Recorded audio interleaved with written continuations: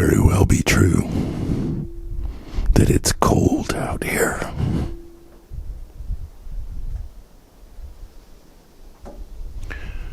But that doesn't mean you can rush it.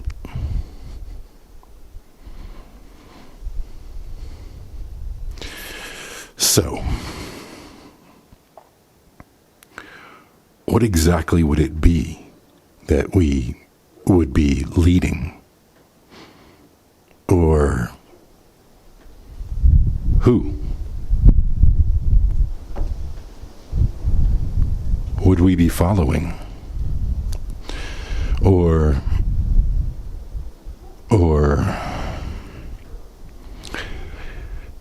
if the answers to those questions are, and they are, leading nothing at all and following no one ever again, then what exactly is it that we will be getting the hell out of the way of?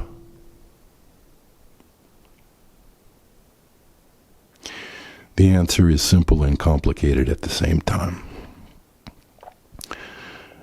It's the system, the machine, that which the poet Allen Ginsberg personified as the capitalist god of child sacrifice named Moloch, a name which Karl Marx before him used simply as a synonym for money itself, a name cribbed from Leviticus 18, verse 21. In raging political speech, I have sometimes called it the empire, the ugly, satanic thing that the noble revolution of 1776 so quickly turned into.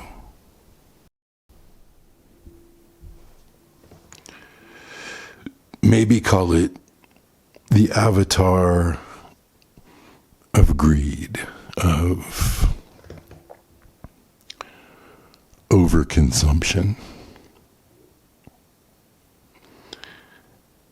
Within the official borders of the American empire, 5% of the world's population are consuming 30% of the world's resources and creating 30% of the world's waste. There are a lot of different ways to say that exact same thing. A headline from 1999 reads, "World's wealthiest 16% uses 80% of natural resources." Straight from the mouth of a horse named CNN. I don't care which numbers exactly that we pick, or whether you want to focus on all the wealthiest, or just the 5% of us within the U.S. The point is that in the end, we care much more about exploiting out way more than our fair share. And we will find a nice shiny way to justify killing anybody who objects, even if that involves literally sacrificing Iraqi children by the thousands to the Moloch we worship. And then killing Julian Assange for good measure, for making us see what we've done, like a prophet of old.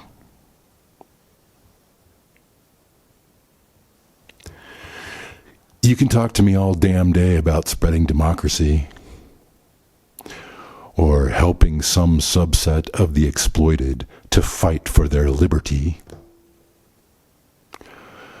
or bestowing our precious freedoms upon the less fortunate from the barrel of a gun or a cash-filled briefcase. I'll see your lips moving with skill and talent and a quiet voice and erudition. But to me, and I say this with regrets, it will always just look like you're using those lips to expertly pull up foul seed from the ball sack of Moloch.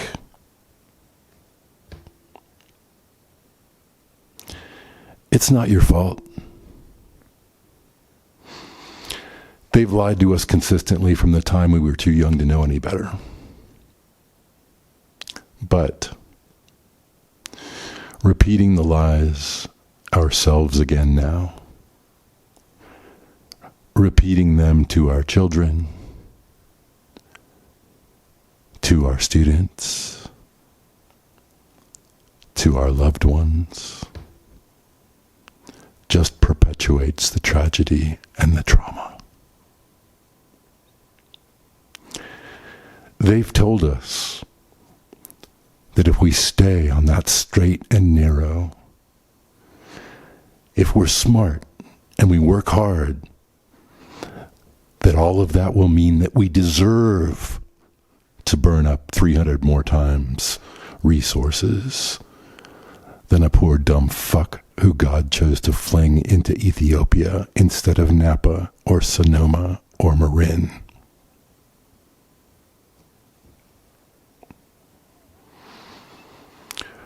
Our heartfelt dedication to the machine means that, of course, we are very much entitled to jump on a plane or a cruise ship a couple of times a year and spend a vacation among some other over-consuming elites, or maybe for a change among the ones that our very way of life necessarily exploits, should we be partial to slumming it once in a while.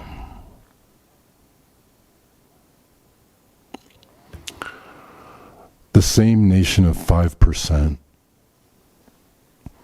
also holds within its increasingly for-profit jail cells 25% of all the world's prisoners.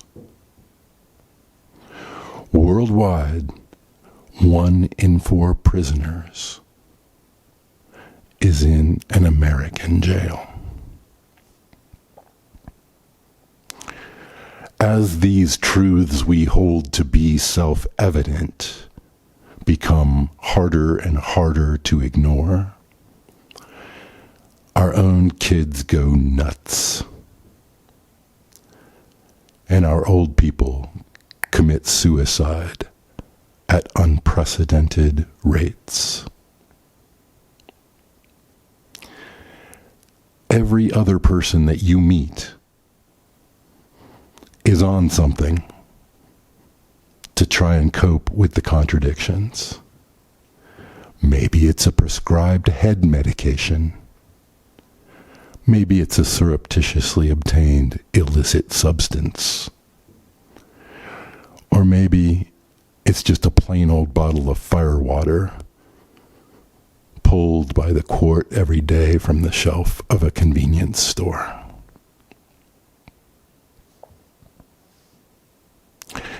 Half of your fellow Americans have given up on the sham called democracy and don't vote. Maybe you've yelled at them for that. Of the ones that still do vote, half of those hate everything you claim to stand for, even though, in the eyes of the world, you stand for exactly the same fucking thing that they do.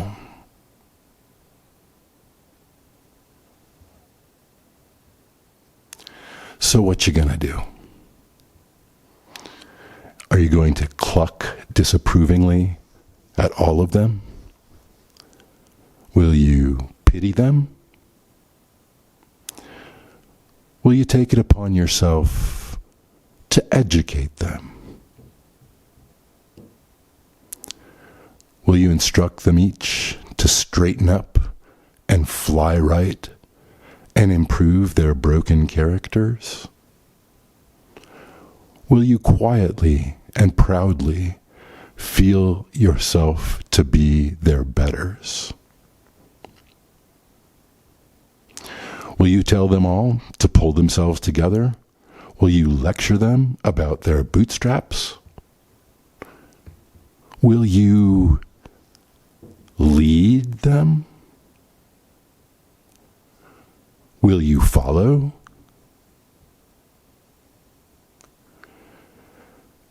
Good luck with all of that.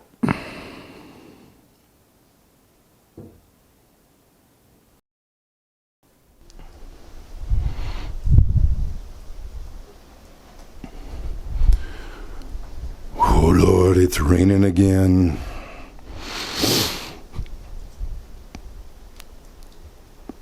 Good luck with all of that. But I can't get on board with you. Not with any of it. I can't lead them. I can't lead them down some false, dreamy garden path.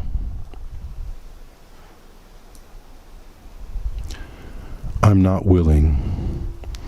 I'm probably not even able anymore to be a follower of the sick religion of lies and hypocrisy that underlies the whole fucking enterprise.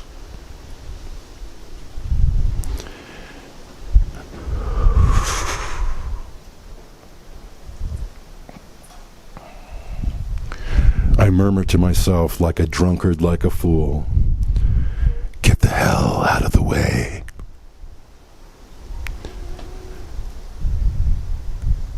Murmur it first in the harsh, alien, stentorian voice of a blimp commander, and then repeating it in something that sounds more and more like my own hushed, cracked whisper in the dark.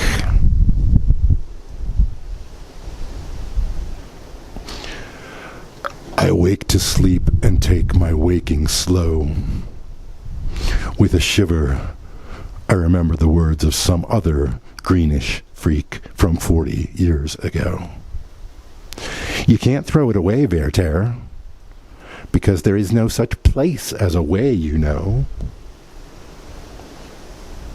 Well, that's true.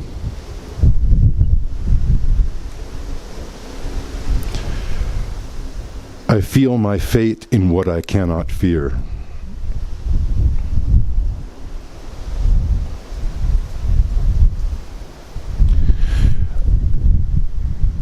Another voice comes singing. They will tell you you can't sleep alone in a strange place.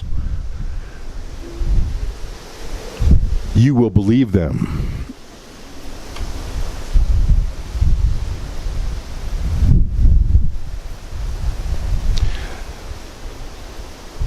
Then they'll tell you you can't sleep with somebody else.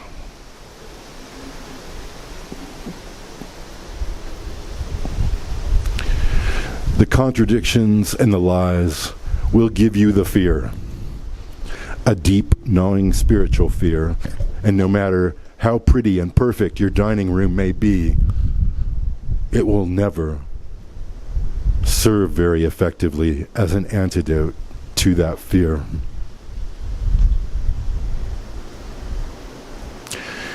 You resolve the tension by vowing to sleep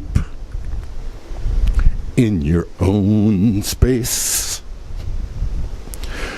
to make it all okay, to wake up with yourself. But where is that space, and which master owns the land that it sits on, and how will you serve him in order to have the illusion of calling it your own? Please, listen to me. When I say this question, that question, it isn't cynicism. I mean it. I understand all about what I must do. What I must do is get the hell out of the way. Even if I don't, and I don't know how, or even where out of the way even is, much less how to get there.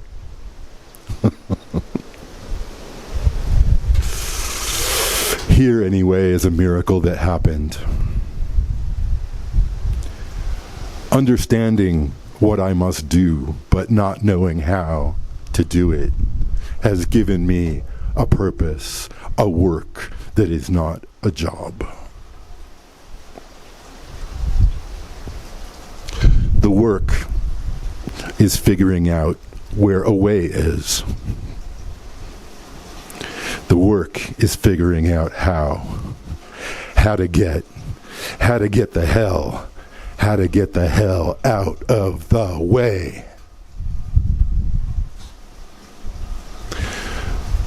The work warms me on a cold, cloudy, rainy night in the mountains I have learned to love.